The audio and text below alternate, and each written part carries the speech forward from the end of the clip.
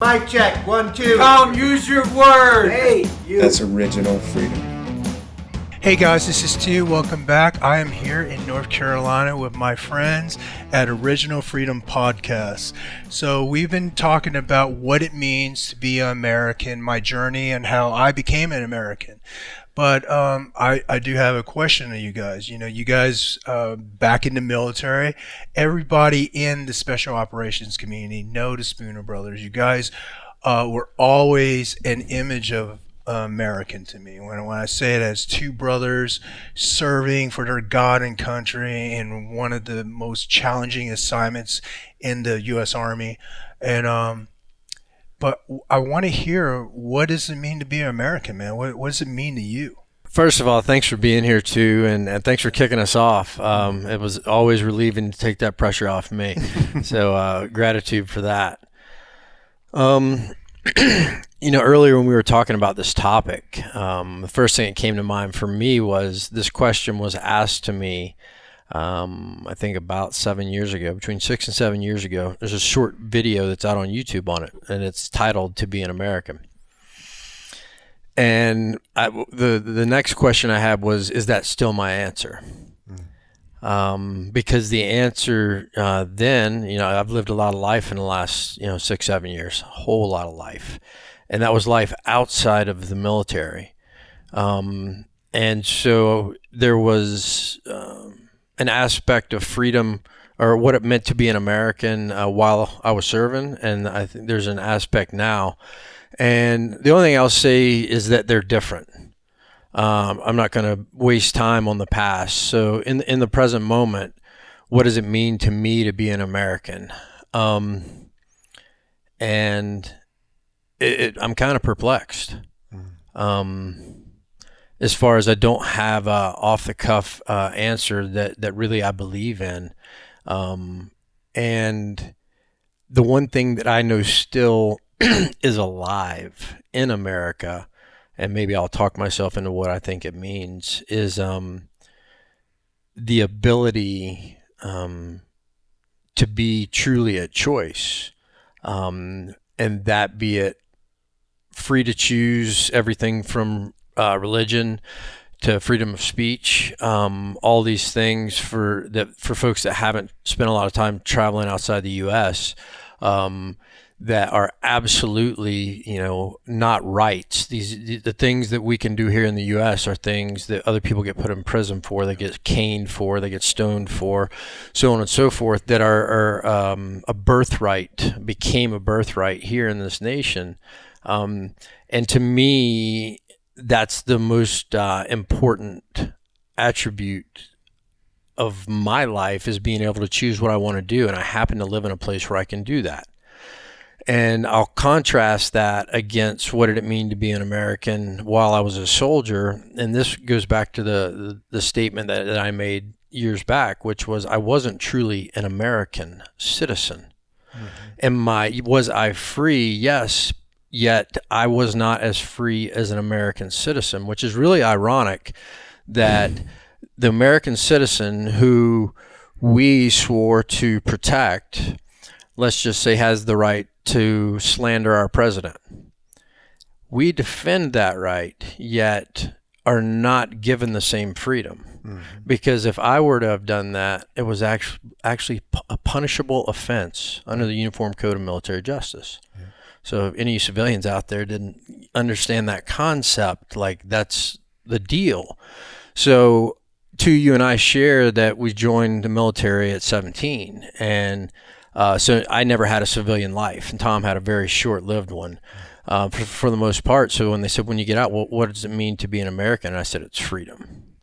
And the ability to go wherever I want, do whatever I want, make as much or as little money as I want, speak in a manner of my choosing, whatever it is. Like, that's what it truly means to be an American. To me, is the ability to choose. Quit your job.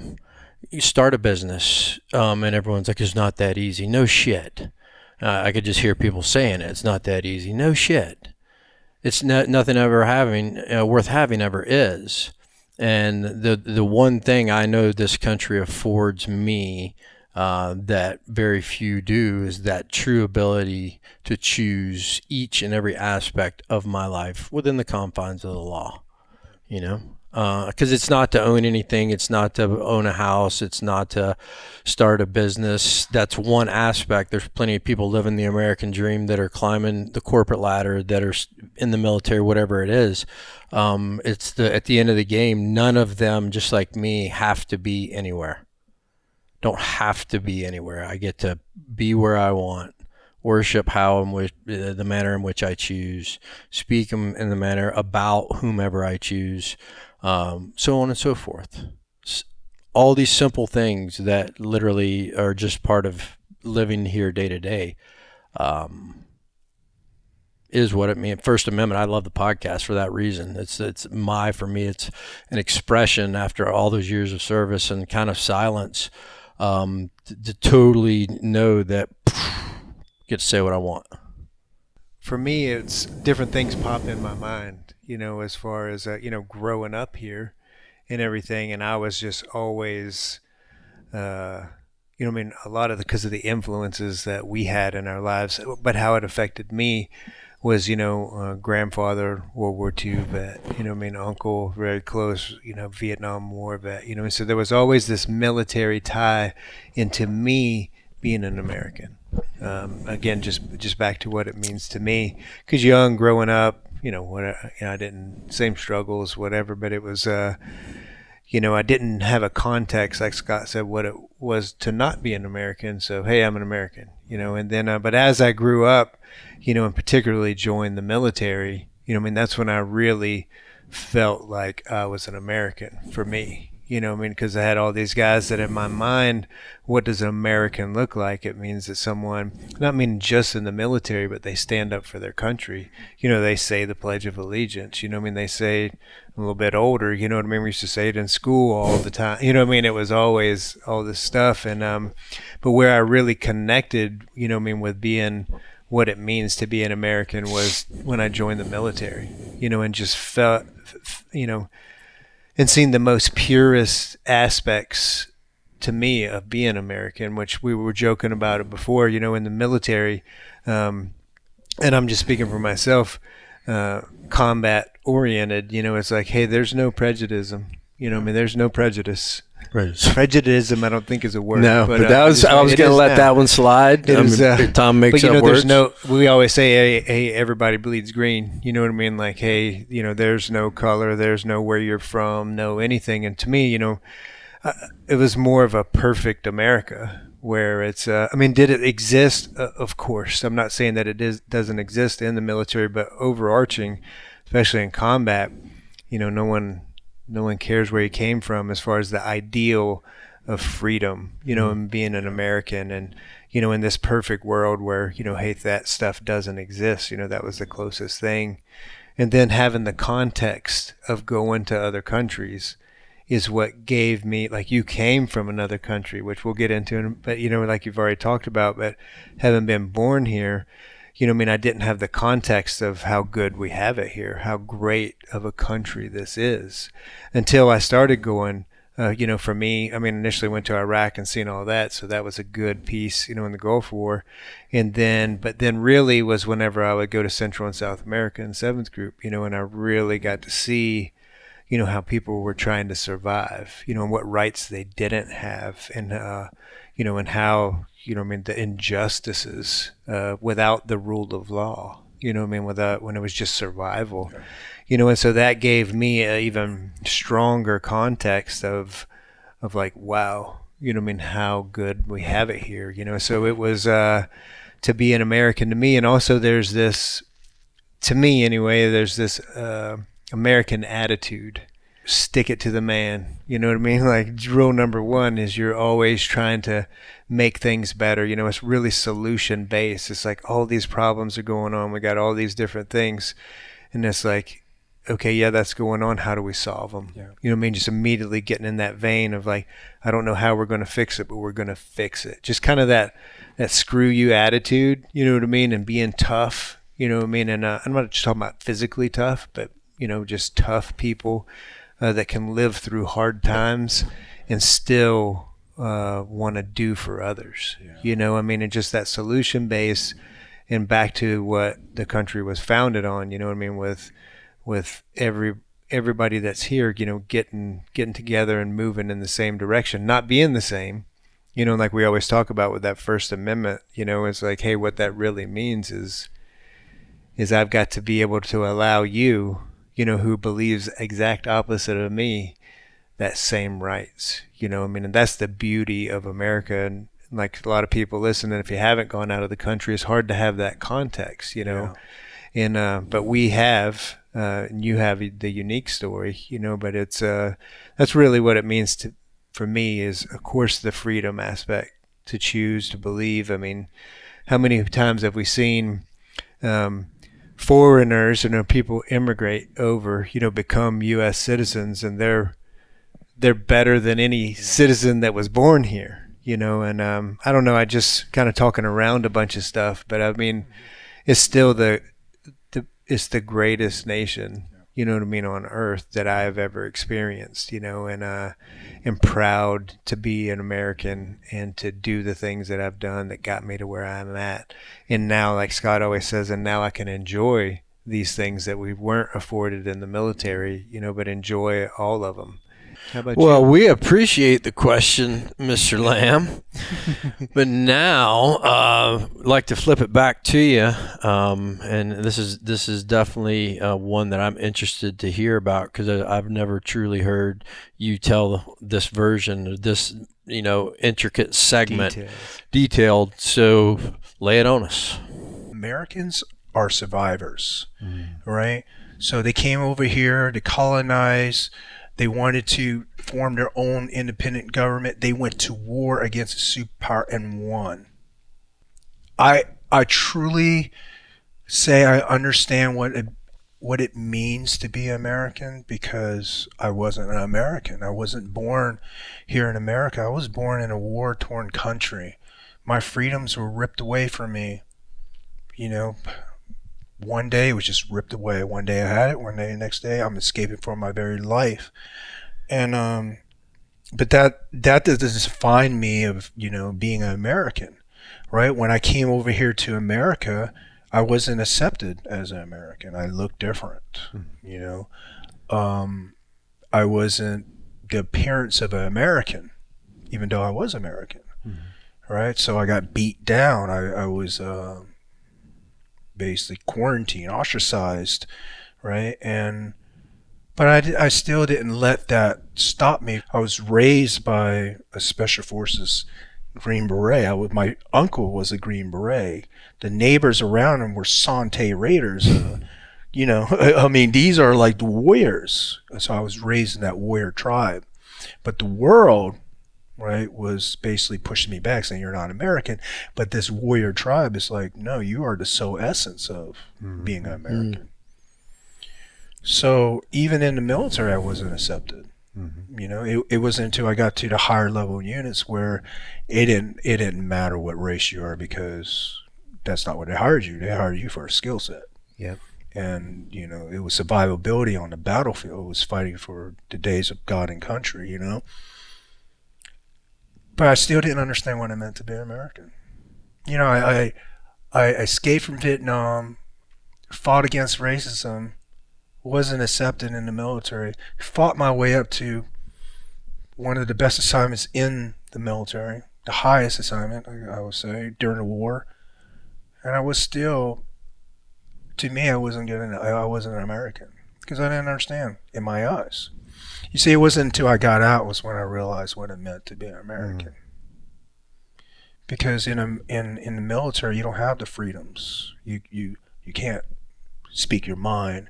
You have to serve your country. You have to serve your commander, even though if you like him or not, he's part of the chain of command. Kept my mouth shut many times. During my career, I know what it means to go in those countries and where there's no hope. I unified rebels. I trained FID forces. I realized, early on that the world is not,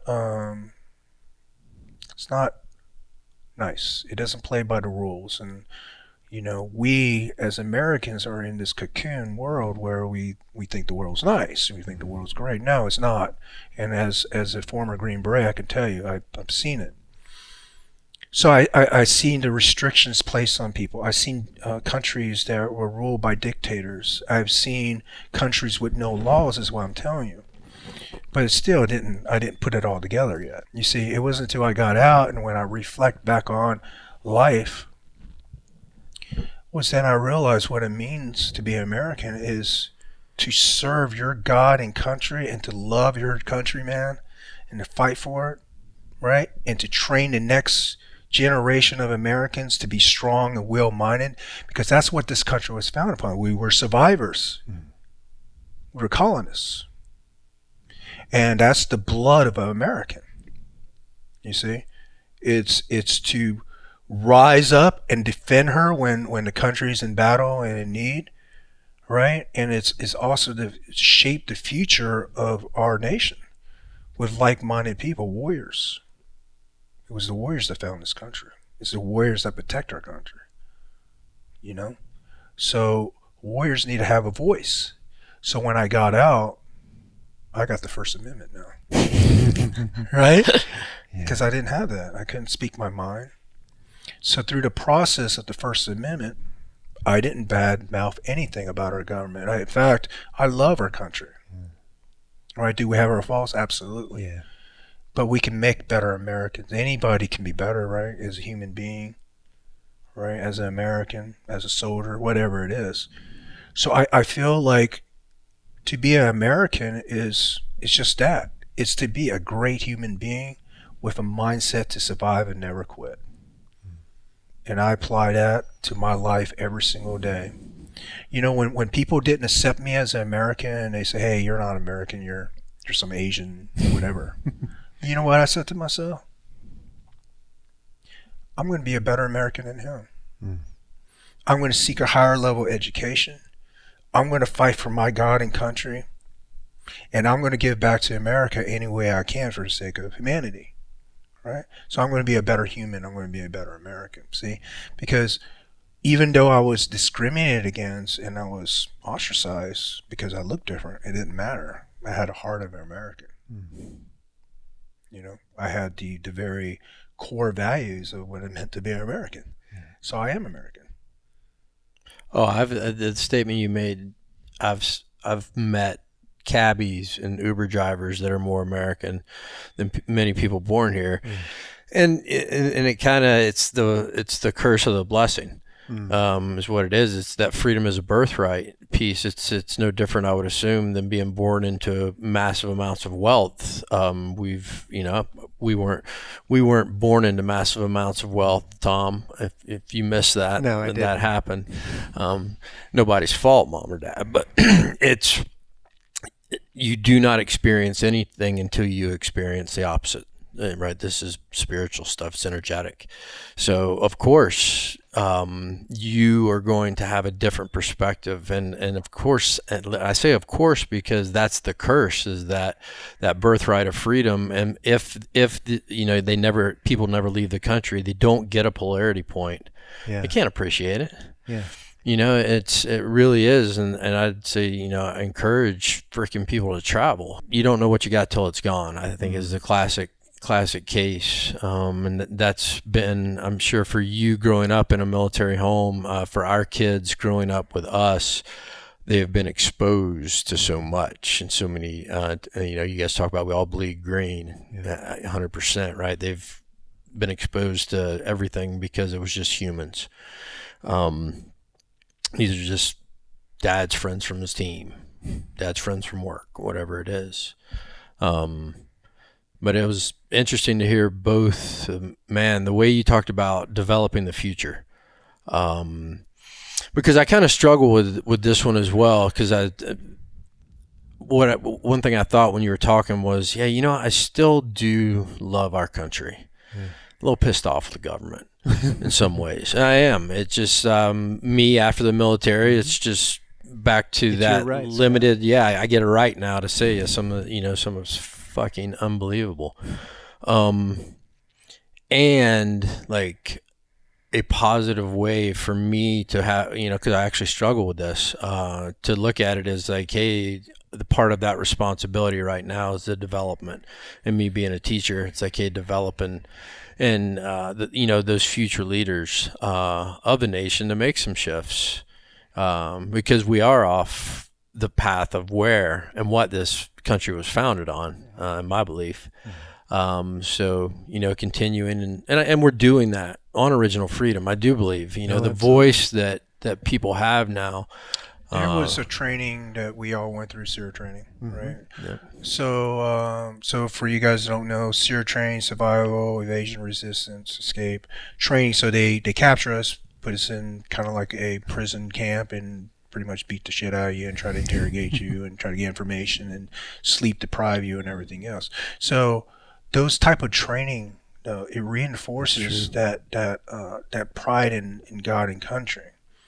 I can truly tell you, like, during graduation day, I cried, right? Because how it ended. Sure. I don't want to ruin how it ended for future candidates.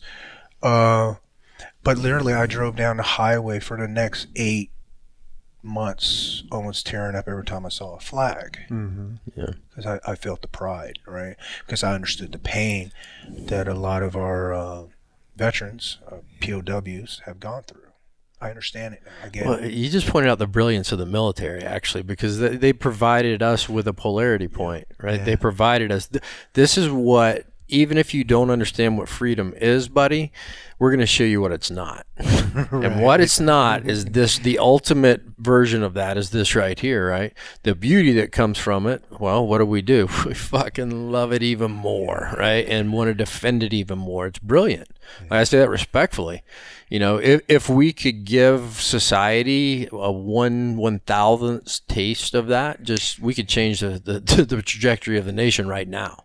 Literally, right? Because it's that impactful. Like you said, you cried at liberation. You afterwards, like, it fucks with your head pretty good, right?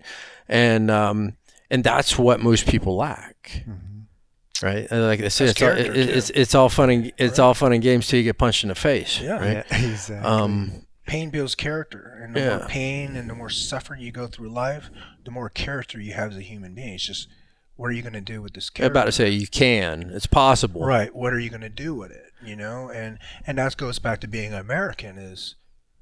It's our duty to make better Americans. It's our duty, if you love your country, it's our duty to educate the next generation, because they have to defend their generation. Yeah. They have to have that same mindset. It's survival. It's about never quitting. That's the American story, man. Yeah.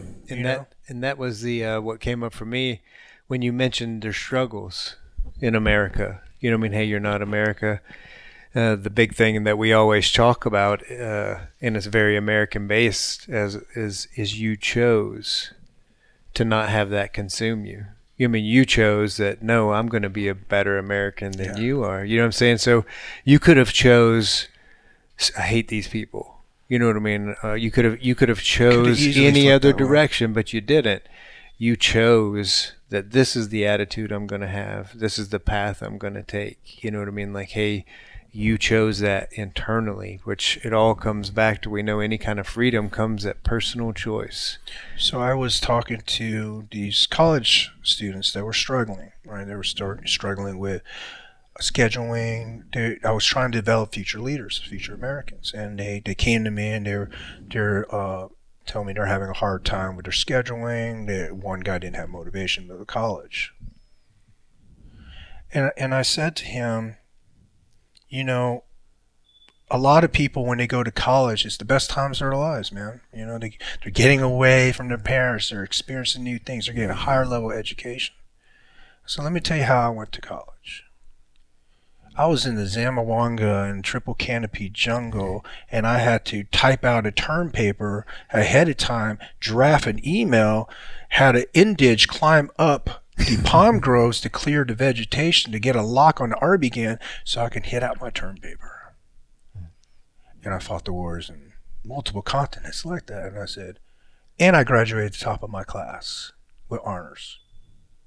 See, that's what it means to be an American. Because being an American is the self-pursuit of excellence. in education, in being a warrior, Whatever in you being just whatever you do, being a teacher, a bus driver, whatever it is. It's survival. It's excellence. It's never quitting. It's the internal pursuit of perfection. And to me, that's American, man. Mm-hmm.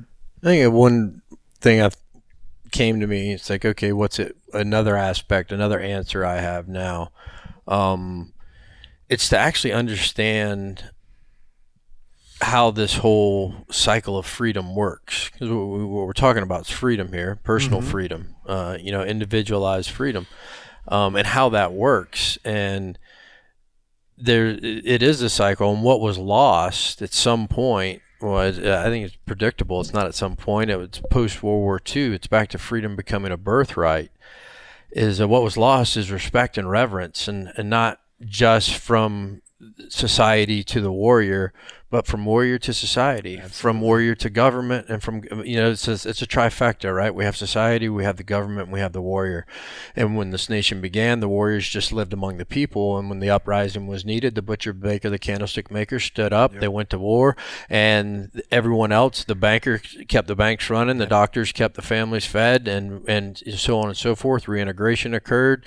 There's respect. All this happened, right? Now it's all gone, because it's been desensitized. We took a population, created a government to essentially rule over the population, and created a formalized military, which removed them from the population and turned them into what is perceived to be a tool that is used by a government, and that's it.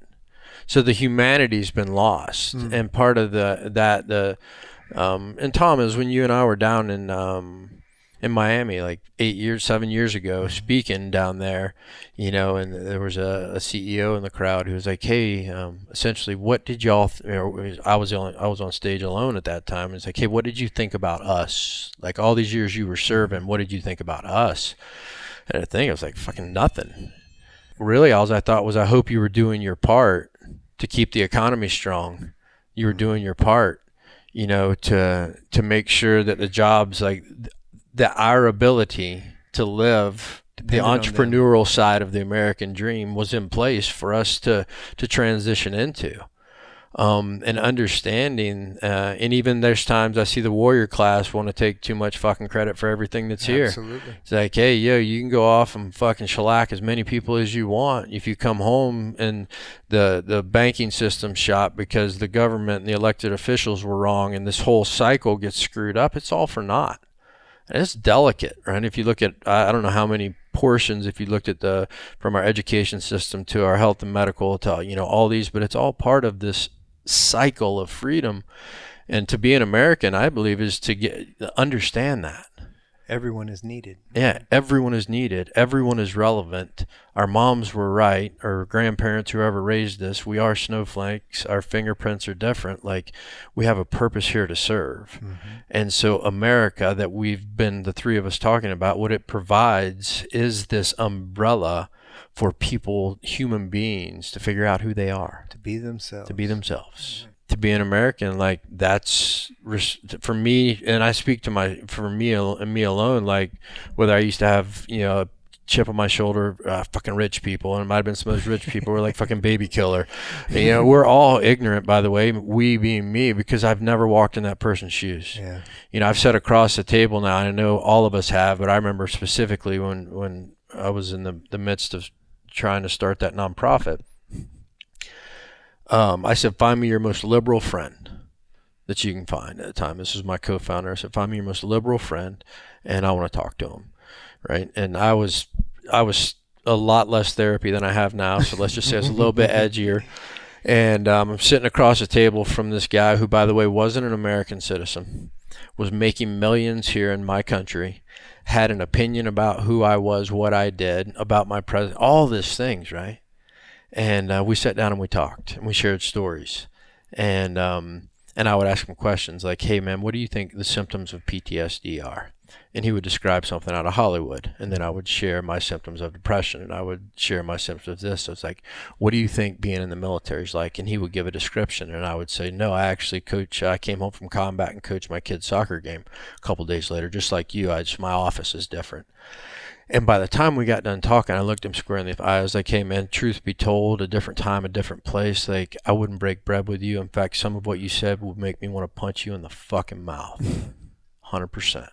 It's like, but see, what we're here to talk about is I'm you, you're me, and there's people suffering that happen to be Americans. And can we agree that we need to help them? He said, yes. I said, cool, we found common ground. And that's what we've lost. We've lost the common ground, the reverence and respect for everything that is needed, that's required for us to be able to just be free to be who we are. You know, what the world doesn't see is the warrior class. The warrior class is truly a selfless path. We don't get paid that much, so it's not like, we're doing it for pay, right? We do it because we love our country. We love our way of life, our freedoms, right? That we grew up with, right? And we want to see our kids be able to go to college and live a life of freedom.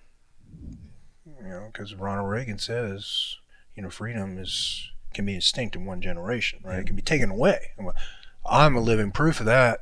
Yeah. So I understand what it takes to be an American, and it's our duty, like I said, man, to educate Americans.